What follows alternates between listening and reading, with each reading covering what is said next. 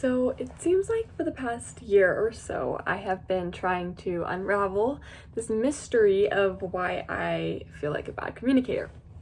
And I don't feel like a bad communicator in my daily comfortable situations, but I have felt like a bad communicator in my new situations with new people and new environments.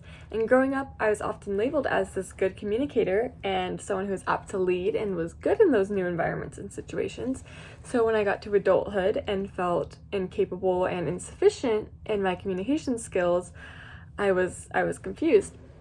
So I didn't come close to solving this mystery until this semester when I had to take the Sorensen self-esteem test. And that is a test that consists of 50 statements that range from topics like anxiety and public humiliation, etc. And the test is scored by the number of statements that you agree with. And the more statements that you find true, the higher your score is. And the higher your score is, the lower your self-esteem is.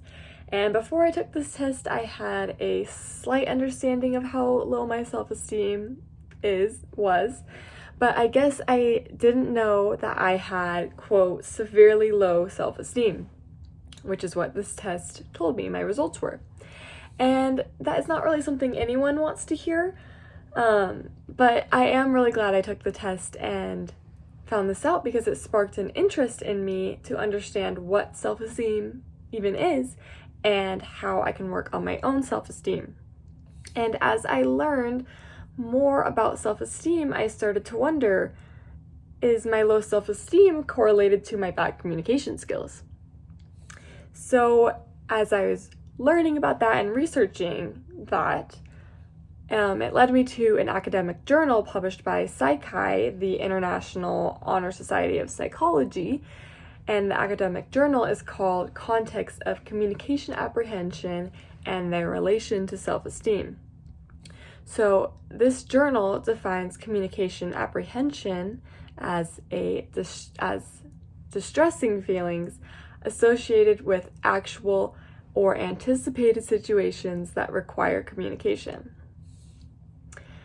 The journal also states that self-esteem is nourished by competence, connectivity, and independence. So basically, when your self-esteem is lacking, so are your levels of competence, connectivity, and independence, which directly affect your communication. So what are some ways to increase your levels of competence, to increase your levels of connectivity, to increase your levels of independence, and to grow your self-esteem? So I could deep dive into self-esteem and go into great detail about the many different aspects of it, but I am going to give a simple 3-step rundown of how I have started to overcome my communication apprehension, started to grow my self-esteem, and have started to improve my communication skills. So my first step is stepping out of my comfort zone. This is a hard one, but a good one. Every time I do something I really don't want to do, or I'm really scared to do, or it's just completely new to me, every time I do one of those things, my confidence grows exponentially. Even if I don't succeed at what I tried, I feel proud of myself for trying, and I realize that I am way more capable than I like to admit. The second step is to improve my posture, or improve your posture and your body language. There was a study done by Amy Cuddy. She is a social psychologist and a professor at the Harvard Business School. Her study shows the importance of our stances and our body language. She explains that our body language not only affects the individual we are communicating with, but it also affects ourselves in our minds. She illustrates the differences between body language that makes you feel powerful and body language that makes you feel small. The stances and poses where you are taking up lots of space and your hands are placed on your hips are great examples of powerful poses. Now, poses that are non-powerful are often you hunching your back or bringing your body in to make you feel small. Those are non-powerful poses. And it's not always natural for an individual to do those powerful poses or to stand straight up or to put your hands on your hips when you speak. But this leads into my third step, fake it till you make it. So this is a great way to prove to yourself that you're capable of communicating well or capable of accomplishing that hard thing that you were afraid to do.